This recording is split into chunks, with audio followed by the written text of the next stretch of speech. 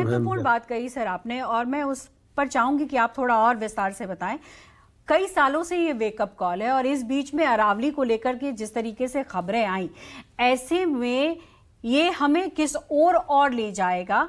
क्योंकि जिस तरीके से थार के रेगिस्तानों से धूल अगर आने वाले वक्त में माने जाए, तो वो जो रोकता है अरावली, अगर वो आया तो वो कौन कौन सी बीमारी दे जाएगा? PM 2.5 तो हम बात करते हैं, लेकिन ऐसे जो सैंड्स आएंगे वो क्या और खतरा पैदा करेंगे? नहीं, देखिए, जो जो दिल्ली का जो एयर पोल्यूशन है वो सिर्फ दिल्ली से नहीं आता।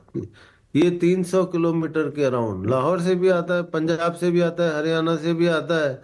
दिल्ली के आसपास जो कोयले से चलने वाले जो इलेक्ट्रिक जनरेशन प्लांट्स हैं उनसे भी बहुत आता है। तो ये जो जो डस्ट आती है, तरह तरह की डस्ट आती है, जिसको हम मेजरमेंट के लिए PM10 और PM2.5 से उसे करते हैं।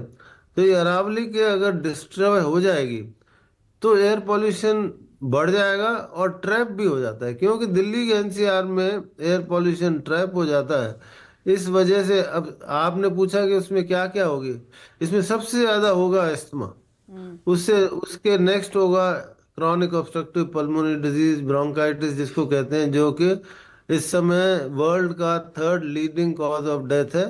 पहले हम पढ़ते थे कि सिर्फ स्मोकिंग से होता है, लेकिन अब ये वायु प्रदूषण से 50% COPD जो है ना, ICU की बात करें तो मेडिकल ICU में सबसे कॉमन कॉज जो इस समय है वो COPD है। तो ये सब बातें जो है ना, इसके अलावा जो और बीमारियां हैं जो है ना, वो लंग की हर तरह की बीमारी, चाहे वो इंटरस्टिशियल लंग डिजीज हो, चाहे वो दमा हो, जो कि हर छोटा बच्चा दिल्ली का ग्रसित है। मैं आपको पल्लवी क्या बताऊं, हर घर में एक नेबुलाइजेशन मशीन, जो कि हम रेयर सोचते थे 40 साल पहले। किसी को बोलो नेबुलाइजेशन मशीन तो वो कहता था ये क्या चीज होती है। आज कोई आदमी है जिसको नहीं पता हो कि नेबुलाइजेशन मशीन क्या होती है?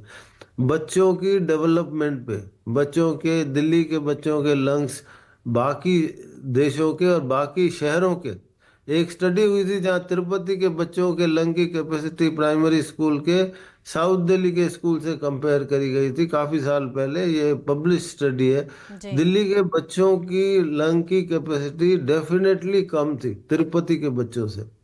तो इससे बुरी चीज क्या हो सकती है हम लोगों के लिए? और ये जो आपने अरावली की का प्रश्न उठाया है, ये इसमें जरूर कंट्रीब्यूट करेगा। जी, और ऐसे में डॉक्टर पुरी, अब मैं आपको जोड़ना चाहूंगी। डॉक्टर साहब ने बहुत ही बारीकी से समझाया कि परिस्थिति क्या है और क्या हो सकती है। ऐसे में जब हम ये सोचें कि अगर हम इस ढाल को तोड़ें, जबकि वक्त के साथ अरावली के साथ बहुत छेड़छाड़ भी हुए हैं, और शायद यही वजह है कि पर्यावरण में ये बदलाव भी है, लेकिन आने वाले वक्त में अगर और बदलाव होता है तो क्या ये कहा जाएगा कि जो बच्चे अभी जन्मे भी नहीं हैं उन पर भी उस तरीके का असर दिखेगा, बीमारियां गंभीर होंगी, और जो नवजात बच्चे हैं उनमें मानसिक तौर पर भी बीमारियां आएंगी? पल्लवी जी, जैसे कि डॉक्टर खिलानी ने बताया कि मैक्सिमम पोल्यूशन की मार पे इस टाइम हम बैठे हुए हैं। 400 प्लस का AQI है। हमारी बॉडी का कोई ऐसा अंग नहीं रह गया है जो पोल्यूशन की मार से नहीं सहता है। हमारे बालों से लेके हमारे पांव के नाखून तक हर चीज इससे इफेक्ट हो रही है। आप डिजीजेस की बात कर रही हैं, लंग कैंसर इतना फैल रहा है आज, क्योंकि मैं एक छाती का सर्जन हूं, रोज छाती के अंदर देखता हूं। तो लंग कैंसर जो आज से कुछ साल पहले सिर्फ एक स्मोकर्स डिजीज माना जाता था, 25 साल के यंगस्टर्स हमारी OPDs में स्टेज 3 और स्टेज 4 लंग कैंसर के साथ आते हैं। तो ऐसा कोई आइंस्टाइन का दिमाग हमें नहीं चाहिए जो बताने के लिए कि ये पोल्यूशन से है।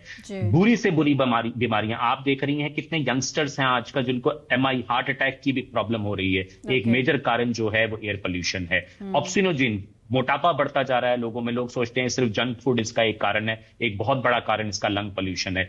जैसे डॉक्टर खिलानी ने बताया, एक स्टडी चाइना में हुई थी जिसमें बताया गया था कि जो पोल्यूशन की मार के पास बच्चे पलते हैं उनका जो IQ लेवल होता है वो जो होता है एक नॉर्मल गांव के बच्चे से काफी कम हो जाता है। जो हमारे बच्चों में attention deficient hyper activity disorders हो रहे हैं वो बढ़ते जाएंगे। अब इन सब प्रॉब्लम से हम जूझ ही रहे हैं। और आप जो लंग दिल्ली के माने जाते हैं अरावलीज, अगर उसमें ये माइनिंग को आप इजाजत दे देते हैं, इसको कैटास्ट्रॉफिक तरीके से बढ़ाना शुरू करते हैं, जितनी डस्ट थार की तरफ से है वो सारी की सारी दिल्ली की ज्योग्राफिकल स्टेटस के हिसाब से वो सारी की सारी कंसंट्रेट हो जाएंगी। अब सोचिए AQI कम से कम 700-800 के करीब करीब चला जाएगा। PM 2.5 PM 10 इतना ज्यादा बढ़ जाएगा। और ये जो PM 2.5 PM 10 इससे भी छोटा पार्टिकल PM 1 होता है, जो कि ब्लड प्लेसेंटल बैरियर को क्रॉस कर देता है और जो शिशु माता के पेट में पल रहा होता है उसके तक पहुंच जाता है। आप मानेंगे नहीं, एक स्टडी हुई है जिसमें अम्लाइकल ब्लड सैंपल्स लिए गए एक जस्ट जन्मे हुए बच्चे के, और उसमें 276 पॉल्यूटेंट्स पाए गए।